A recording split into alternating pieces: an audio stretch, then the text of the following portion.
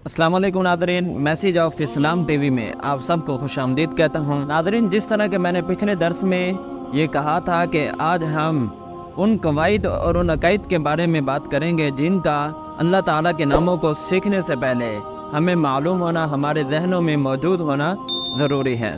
तो नादरीन, सबसे पहला कायदा ये है कि इस चीज़ पर ईमान रखा जाए कि अल्लाह ताला के अस्मा और उसकी सिफ़ात मौजूद हैं और वो सब के सब अच्छे हैं, बहुत प्यारे हैं और बाबरकत हैं। और दूसरा कायदा ये है कि अल्लाह ताला के नाम और उसकी सिफ़ात वही हैं जो या तो अल्लाह ताला ने खुद बता दी हैं या उसके नबी हज़रत मोहम्मद सल्लल्लाहु अलैहि वसल्लम ने बतलाई हैं। इस पर इजाफे की या कमी की ना तो कोई गुंजाइश मौजूद है और ना ही हम इसके बारे में सोच सकते हैं और ना ही इसका हमें कोई इल्म है।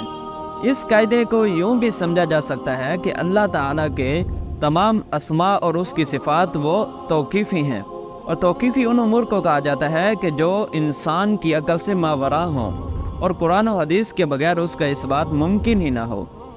और तीसरा कायदा ये है कि अल्लाह ताला के अस्मा और सिफ़ात जो कुरान और हदीस में मज़कूर हैं उनका मजमुआ 99 है।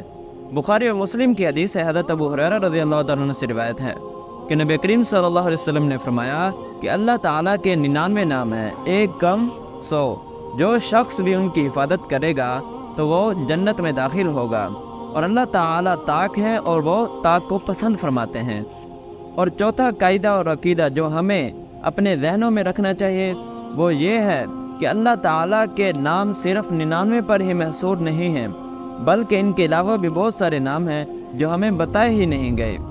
इसकी दलील नबी करीम सल्लल्लाहु अलैहि वसल्लम की एक हदीस है जो हज़ूर सल्लल्लाहु अलैहि वसल्लम की एक जामे दुआ पर मुश्तमिल है और बुखारी शरीफ में हज़रत अब्दुल्ला बिन मसऊद रज़ियल्लाहु तआला अन्हु की रिवायत से मौजूद है। और उसके अल्फाज कुछ यूँ हैं कि ए अल्लाह, मैं तुझसे तेरे हर नाम के वास्ते से सवाल करता हूँ जो तूने अपनी ज़ात के बयान कर दिए या अपनी किताब में नाजिल कर दिए या बतौर ख़ास अपने किसी बंदे को सिखा दिए, या वो नाम जो तूने अपने गैब के ख़ज़ाने में महफूज रखे हुए हैं। तो नाज़रीन मोहतरम, ये थे वो कवायद और अकायद जिनका हमारे जहन में मौजूद होना निहायत ज़रूरी था। और अगली वीडियो में हम बात करेंगे कि उस अहम सवाल के बारे में कि अल्लाह ताला के इन नाम और इन सिफ़ात को जानने का सही तरीक़ेकार क्या है। करता हूँ कि आपको आज की ये वीडियो ज़रूर पसंद आई होगी।